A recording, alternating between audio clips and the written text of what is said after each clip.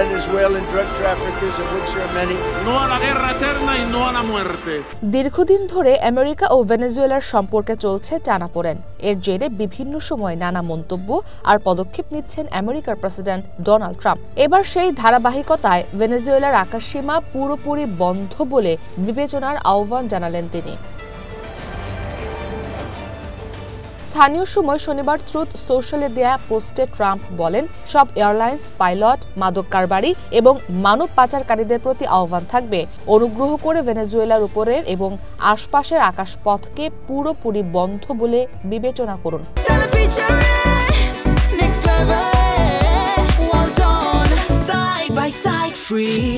ধারণা করা হচ্ছে মাদুরো সরকারের উপর চাপ বাড়াতেই নতুন কৌশল আঁটছেন ট্রাম্প। তবে এই বিষয়ে পেন্টাগন ও হোয়াইট হাউসের পক্ষ থেকে এখনো কোনো সাড়া পাওয়া যায়নি।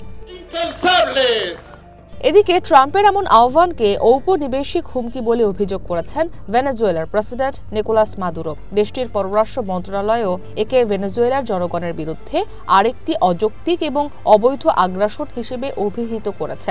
শনিবার দেয়া এক বিবৃতিতে আন্তর্জাতিক সম্প্রদায়, জাতিসংঘ সহ সংশ্লিষ্ট সংস্থাগুলিকে এই অনৈতিক আগ্রাসন দৃঢ়ভাবে প্রত্যাখ্যানের আহ্বান জানায় ভেনেজুয়েলার পররাষ্ট্র মন্ত্রণালয়।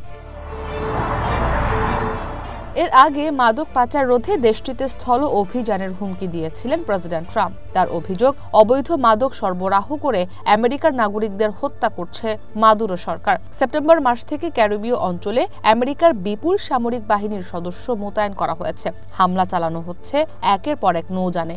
এতে নিহত হয়েছে ৮০ জনের বেশি। এ নিয়ে দুই দেশের মধ্যে উত্তেজনা চরমে পৌঁছেছে। এর মধ্যেই ২৩ নভেম্বর ভেনেজুয়েলায় নতুন ধাপে অভিযান শুরুর কথা জানায় নাম প্রকাশে অনিচ্ছুক ৪ জন আমেরিকান কর্মকর্তা।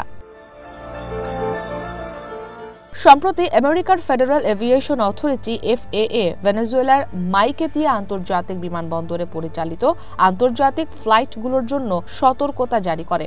এরপরই ৬টি আন্তর্জাতিক এয়ারলাইন্স ভেনেজুয়েলায় তাদের কার্যক্রম সাময়িকভাবে স্থগিত রাখার সিদ্ধান্ত নেয়। পরে শাস্তিমূলক ব্যবস্থা হিসেবে এই ৬ আন্তর্জাতিক এয়ারলাইন্সের অবতরণ নিষিদ্ধ করে ভেনেজুয়েলা। ইসরাত মুক্তি, ওয়ান ইন্টারন্যাশনাল ডেস্ক।